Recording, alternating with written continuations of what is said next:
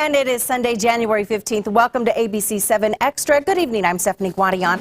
For the next half hour, we're going to be talking about El Paso's downtown arena and where it will be located. In a stunning reversal at this week's City Council meeting, representatives voted 4-3 to put the Duranguito area, removed as a possible location, back on the table as an option. The council approved a study that will look at areas within a 1,000-foot radius around the downtown convention center, including the convention center itself as a potential site.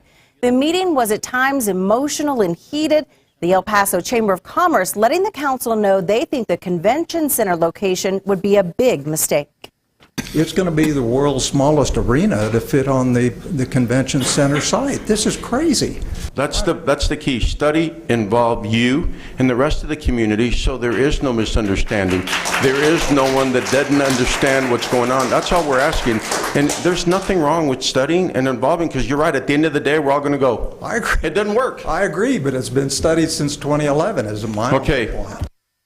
We want to hear from you tonight. You can email us your comments and your questions right now to ABC-7 Extra at KVIA.com. You can also reach us by calling 915-496-1771, and you can always tweet me at Guadian ABC7. Just remember to use the hashtag ABC7 Extra so we can find you. Well, reaction to the Duranguito area again being considered as a possible site, that depends on who you talk to. Some who rent are worried they won't be able to afford rent elsewhere, but many of the property owners are ready to do business with the city. That's Scooby guarding the Duranguito home Emily Gardea has rented for 15 years.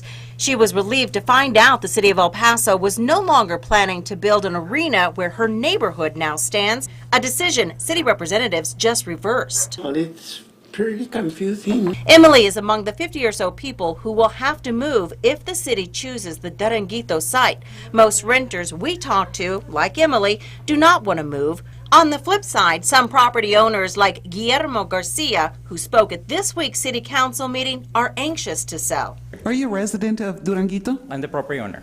You're the property owner? Yes. Thank you. Dinero. Okay, thank you. There, everybody. Yeah, and I'm throwing Spanish phrases out there. It's not gonna also change. Thank you, Mr. Garcia. Thank you, Mr. These Garcia. people Thank you. do want help from Mr. Garcia, thank you, sir. Garcia claims most of the people holding signs protesting the arena being built in the Duranguito neighborhood don't even live there. The convention center is also being considered as an arena site, but representatives say they will need a lot more information before making a final decision. We still don't know whether the arena fits in the convention center site, how it's going to fit. We don't know whether it can be built up, whether it's structurally sound that we can do that without disrupting the convention center. What is the cost to that? Money is also on Emily's mind. She says she pays $350 a month for the home she rents with a yard for her 2 dogs. A good price, but that still takes up too big of a chunk of her Social Security check. All she can do now is wait, knowing her landlord has already made up his mind. He wants to sell. He's been trying to sell for over 3 years. Now, following that meeting, there have been some questions as whether Mr. Garcia is an actual property owner or maybe just represents one. Now, my guests tonight are District 5 Representative Michael No and District 7 Representative Lily Limon. I want to thank you both very much for being with us tonight. I want to start with you. Why did we have to take this vote? You brought it forward. Why did we have to take it? Well, I brought it forward, so we had to take it, but why did I bring it forward was because I was doing my job. I was keeping the promise that I have with the people that elected me to watch every cent that they send me. They pay taxes and they expect us to spend it responsibly and to throw money away so easily, like so many people in politics seem to be able to do. I couldn't just stand there and not say something, so I had to. And by how much money are we talking about? This was the tens 1. of millions potentially. I mean, easily.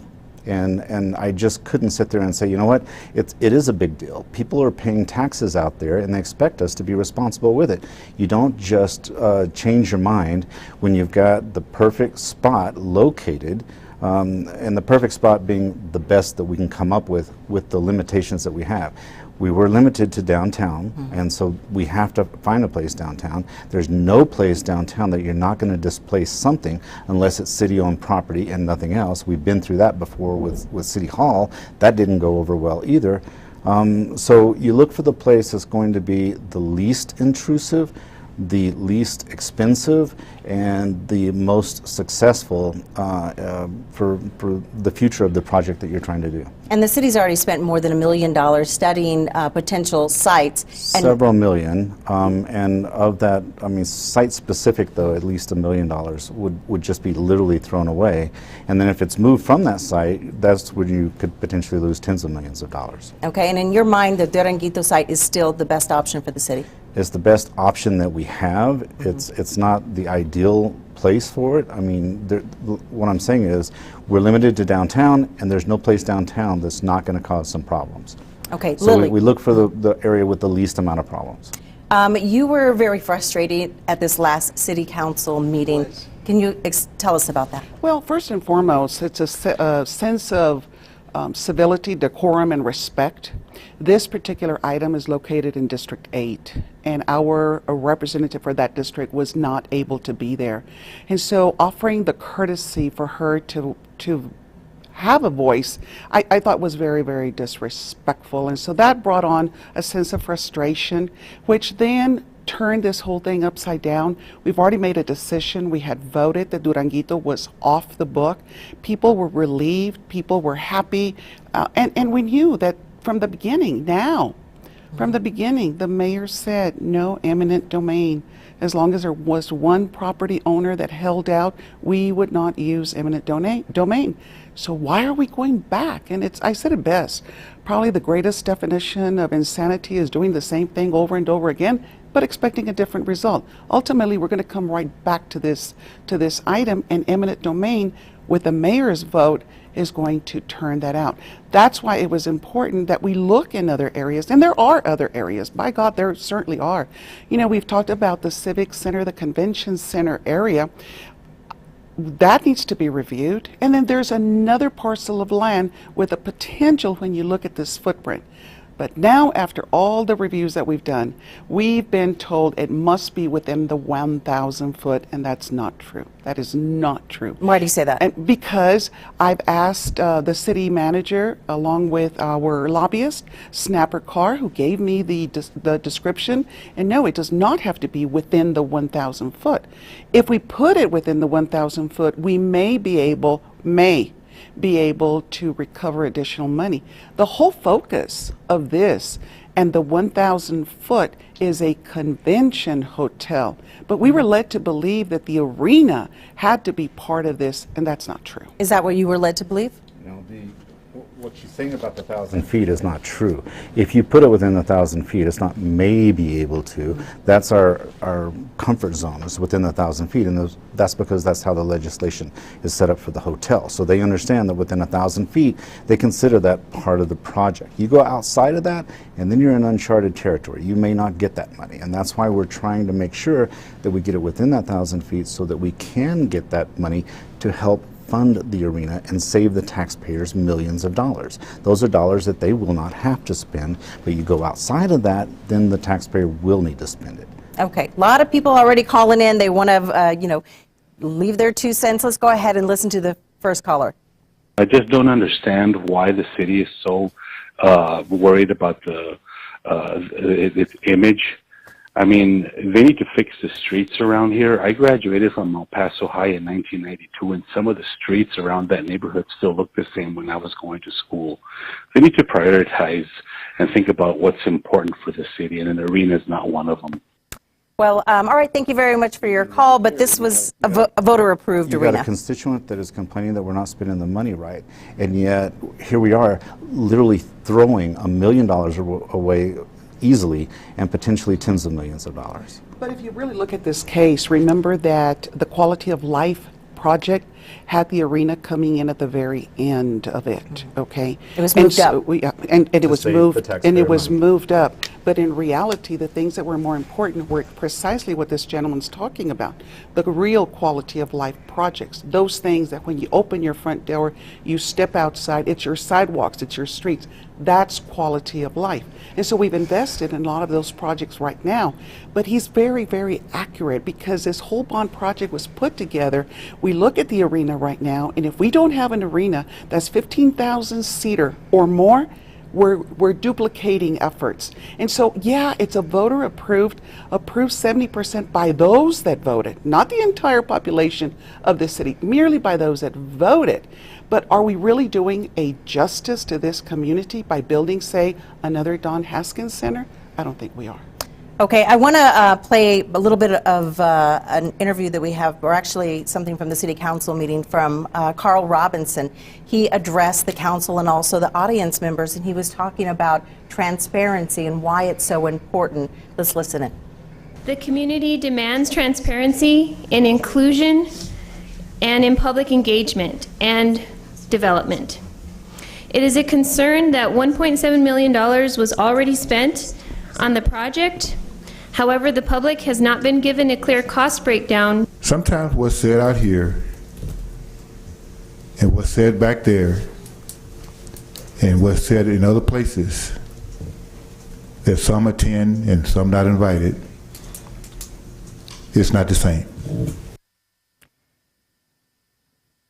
So the woman who spoke right before Carl Robinson, she was a member of the audience who got up and spoke to the council members.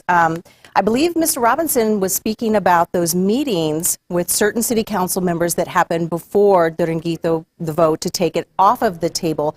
Lily, can you tell me a little bit about that? How did that happen? Well, but I'm not sure that that's really what he's saying. What he was saying is what is said here and what is said back there, and he's referring to executive session. Yeah, but so we had the executive session, but then he did not come out and vote. He didn't want to take part of it. And excluding yourself from a critical vote is not really working for your constituents that voted for you. So that, now, my meeting, I met with representatives from Duranguito. Yes, I did. Just like we are responsible and are supposed to do. We're supposed to meet with our constituents. At no time ever were there 5 of us involved in any kind of a meeting. Never were. Did you make sure of that? I sure did, yes. There were never 5 of us at any time in any meeting. How did you ever. make sure that there weren't 5? Because I can count. So Simple. people were coming in and leaving People to make were, sure. when we had a discussion, there were never 5 people or even 5 people involved. And you're referring to the second meeting, 5 people were never involved in the discussion. Okay, well, I do think Robinson was also referring to, he said meetings that some of us were invited to and some of us were not. Stephanie, I think that that's a very accurate statement. If you go back historically, you will see cases where, as representatives, we feel that indeed there have been walking quorums. I'll show you an example. When the decision to demolish City Hall, there was very, very much an in-group and an out-group. Whenever there was a talk of a so-called market analysis, there was an in-group and there was an out-group. Carl and I were certainly out of that group. So yeah, and it just depends on people going around talking to each other in the doors. You can see it at City Hall. So yeah. Okay, so I got to take a quick break, but when I get back, I want to ask you how you felt about not being invited to those meetings that took place before the vote to take Duranguito off the table. We'll be right back.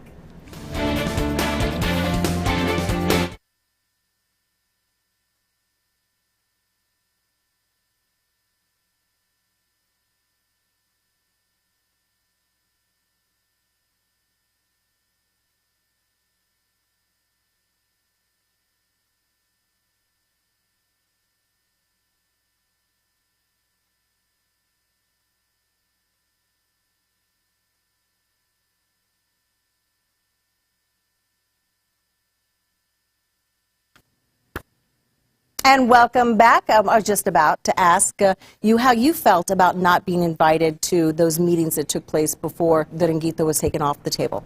Well, after the fact, I feel pretty happy that I wasn't invited because it did raise quite a few eyebrows. You know, what was most disappointing to me was it did feel like a decision had been made. When I was there that morning at City Council and they were coming up to the podium, and there was one gentleman that even said, you know, I'm a little bit confused. I thought we had a deal. You know, it's like, well, this whole proposition of putting it at the convention center and building on it, destroying the convention center and rebuilding it, had never been vetted at the dais at all. So I was a little bit confused and a little bit concerned too because of some of the concern with legal about those meetings. So I wasn't really sure if I wanted to be involved in what was going on at that point until I found out really what had happened. Because none of us really knew exactly what had happened. We had to go back and find out from the news reports, you know, exactly what was documented. And then, you know, you kind of think of the people that were there. There is at least one that I would never think that would do that on purpose, but could it have accidentally gotten drawn into a walking quorum? Potentially so. I don't know. Okay, let's go ahead. We have some more callers. Let's go ahead and hear from the next caller. Yeah, just have a suggestion. Why does this arena have to be built downtown? You know, we have Escalate. You know, Western Plainland is no longer there. There's a lot of land that can be used, and an awesome event center could be made there. And, you know, you don't have to throw anything down. It'd be at a lesser cost. And you could build this awesome arena.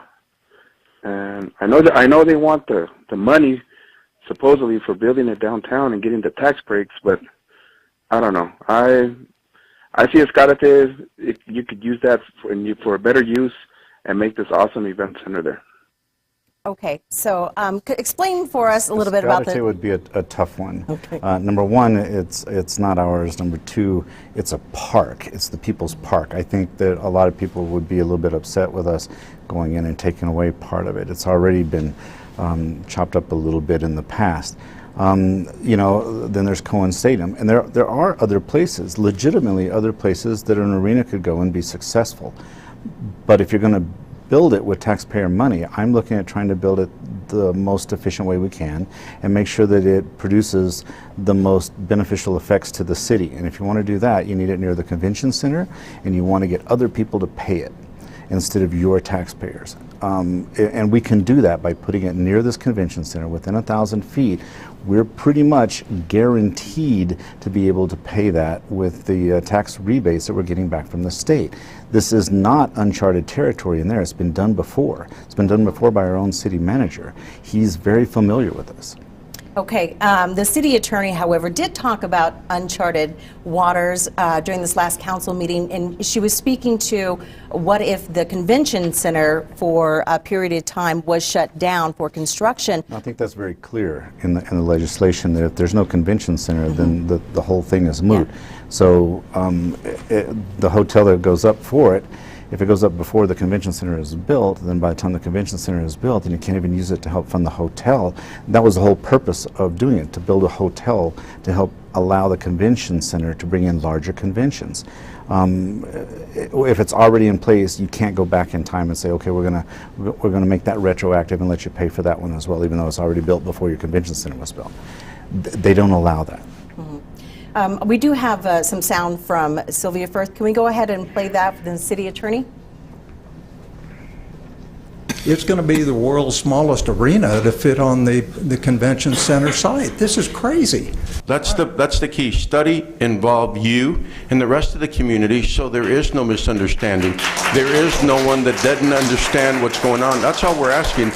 We've had some discussions with legal counsel that has done these agreements with other cities, and also they've done some preliminary discussions with the comptroller's office, and we will actually be in uncharted water, and there's a substantial risk that we would lose it. And back, Lily, you were making the point that you don't want the convention center to be shut down. That was never the discussion, or to raise it. In reality, the whole thing of this incentive project, as Senator Rodriguez clearly stated in the Inc. article today, it was in reference to a convention hotel. We're now trying to place an arena in this area, and it's really about the convention hotel. When we start talking about, oh, we're going to have bigger and greater conventions, we don't have the capability to have bigger and better conventions with the facility that we have. Quite frankly, if we were able to build the arena to capture the convention center, leave it open, but then be able to have funding to make it a bigger convention center, now we're talking truly about being in the best interest of the taxpayers and using our money wisely. That's where it would come about. Okay, for those of you who haven't read that article in the El Paso Inc., I'm going to read part of it as soon as we come back from a break.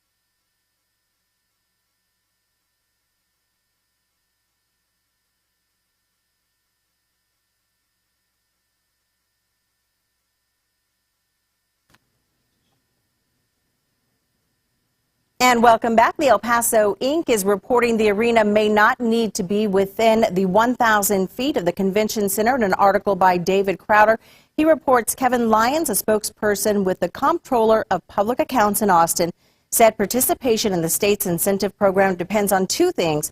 First, having one or more large convention hotels, not an arena, near a convention center. And second, the city having an ownership stake in at least one hotel.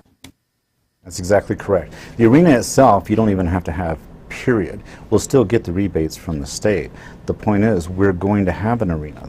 The voters did vote for that. If we're going to build it, and it has to be built downtown, and there's a way to build it using those tax rebates to help fund it, that's what I'm pushing for.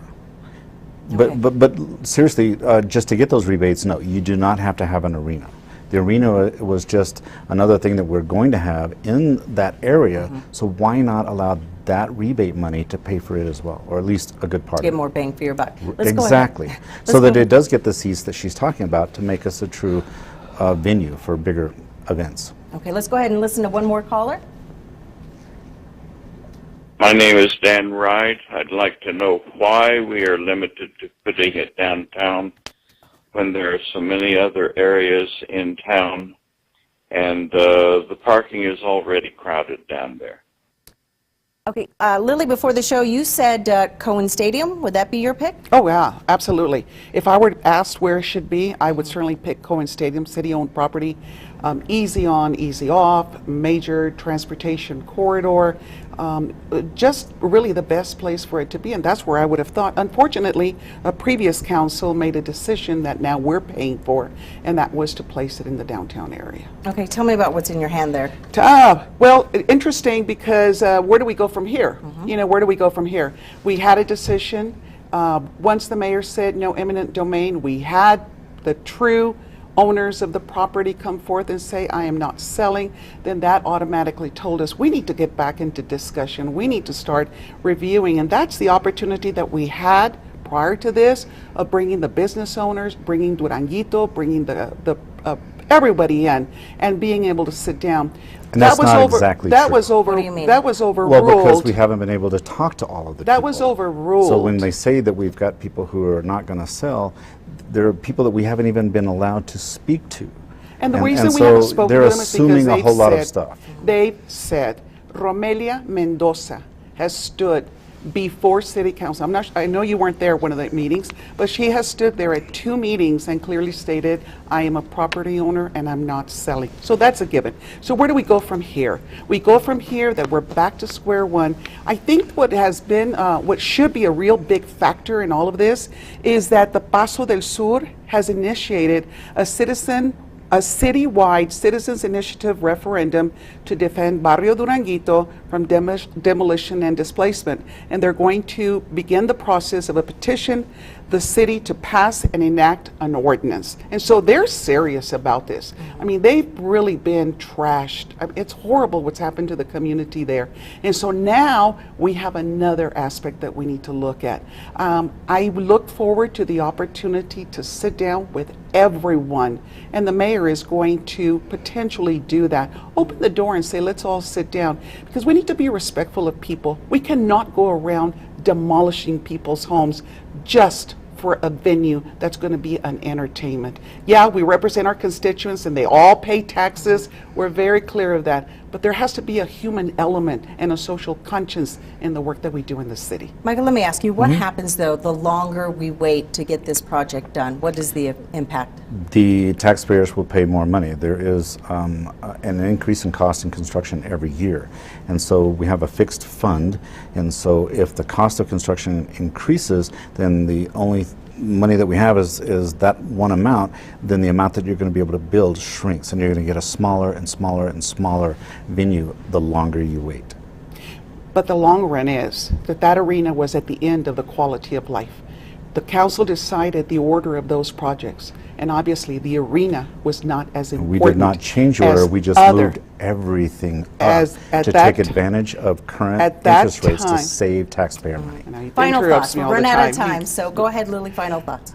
Final thought is my word to the community is to stand firm, stand strong. I think that citywide there is an incredible amount of support for the people of Duranguito. We're not done really evaluating all of the areas in downtown. You know what? If we made a mistake in a selection process because we were misinformed, then we need to correct it for the good of our community and for our citizens. Okay. Before I get your final thoughts, Michael, I want to go ahead and take one more call. Go ahead, caller. Hi, my name is Christy, and I'd like to say, if this arena was voter approved, but we didn't think there was going to be such a big hassle, such a big controversy over this thing. Now they want to displace a bunch of property owners. It's not worth it. Maybe we just don't want it anymore. All right. Well, thank you very much. Let's take another vote, and it's not. We don't need the arena. Thank you very much for calling. I've actually spent some time in the neighborhood. There does seem to be more renters than property owners. Right, the property owners do want to sell. We haven't had any property owners turn us down yet, but we haven't been able to talk to every property owner. There's some property owners that have been walled off by the people that are trying to protect the neighborhood. And honestly, I don't believe they're trying to protect the people at all. It's the buildings. They're very concerned about the history of the buildings and things like that. And I'll respect that as well. And for that, they're willing to try to keep those people living in those buildings and not even give them a chance for a better home. What about that? I mean, if you get your way, are you maybe just buying these people time? You know, what's not to say in 5 or 10 years another developer could come into that area and not offer them a deal as good as the city is offering? You know, the gentrification is certainly a critical issue that we need to discuss. But I'm sure that with such a taxpayer consciousness that has been exhibited tonight, I doubt that we would get to the point of really offering them as lucrative offers as have been stated. The whole point is that there's three property owners that have not agreed to sell. One has definitely said no. 2 are in limbo, but all it takes is one, folks. One property owner. Final thought. We'll see how it goes. It will be with some opposition like any site downtown will have, and that's the point. There will be no arena built downtown without opposition. So I'm just trying to make it as smooth as possible and save the taxpayers as much money as possible. That was my job when I got elected for this, and I'm going to continue to do that. It wasn't just tonight. I've done it for the last 6 years. Okay. So be on the lookout for a property site that will not displace homeowners. All right. It will be out there. This story is certainly not over. We'll continue to cover it. I want to thank you again, Lily Lamone, Michael No, for being our guests on this Sunday night. And we want to thank you for watching ABC 7 Extra. Have a great night and a great week ahead.